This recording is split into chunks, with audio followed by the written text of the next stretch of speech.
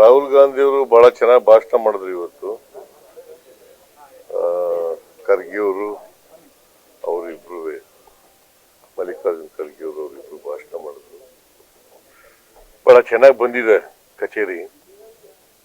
So ಹಂಗಾಗಿ ಅದರ ಉದ್ಘಾಟನೆ ಆಗಿದೆ. ಸುಮಾರು 15 ವರ್ಷನ ಪ್ರಾರಂಭ ಆಗಿ ಮನಮೋಹನ್ ಸಿಂಗ್ ರವರು ಇದ್ದಾಗ ಅದು ಶಂಕುಸ್ಥಾಪನೆ ಮಾಡಿದ್ದು. ಇವತ್ತು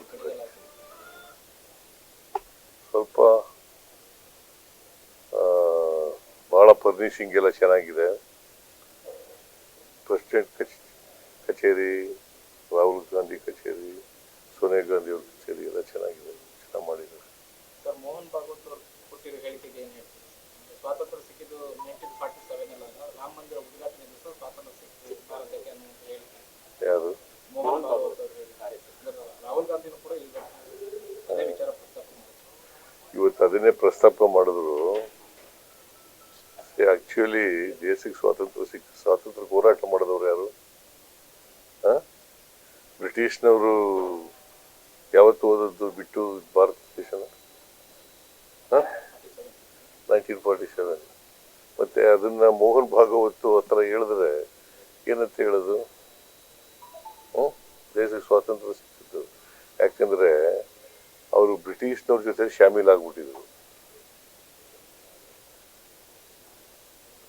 ಸೊ ಹಂಗಾಗಿ ಅವರು ಆ ಥರದ ಹೇಳಿಕೆ ಕೊಡ್ಲೇಬೇಕಲ್ಲ.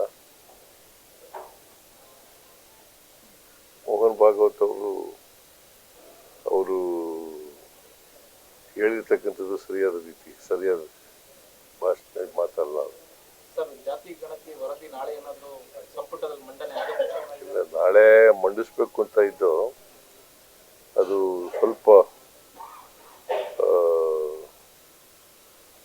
ಇನ್ನೊಂದು ವಾರ ನೆಕ್ಸ್ಟ್ ಕ್ಯಾಬಿನೆಟ್ ಅಲ್ಲಿ ಮಂಡಿಸ್ತೀವಿ. ನಾಳೆ ಆಗಲ್ಲ.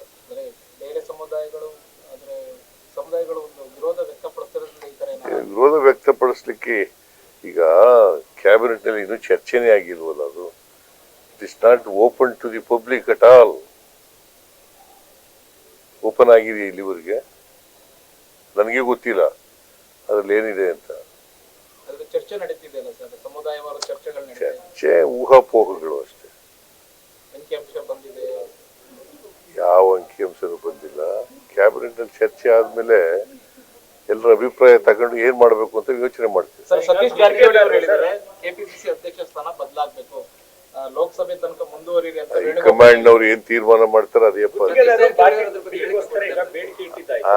ಗುತ್ತಿಗೆದಾರರು ಬಾಕಿ ಬಿಲ್ಗೋಸ್ಕರ ಪತ್ರ ಬರೆದಿದ್ದಾಯ್ತು. ಇದೀಗ ಕ್ಯೂನಿಕ್ಸ್ ಅಸೋಸಿಯೇಷನ್ ಅವರು ಕೂಡ ಮುಂದಾಗಿದ್ದಾರೆ ಸರ್, ರಾಷ್ಟ್ರಪತಿಗಳಿಗೆ ಪತ್ರ ಬರೆದಿದ್ದಾರೆ.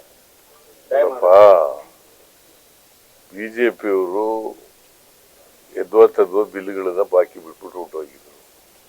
ನಾವು ಅದನ್ನ ಸ್ವಲ್ಪ ತೀರಿಸ್ತಕ್ಕಂಥ ಪ್ರಯತ್ನ ಮಾಡಿದ್ದೀವಿ, ಹಂತವಾಗಿ ತೀರಿಸ್ತೀವಿ. ಹೈಕಮಾಂಡ್ ನವ್ರು ಏನ್ ಡಿಸಿಷನ್ ತಗೋತಾರೆ ಅದೇ ಡಿಸಿಷನ್.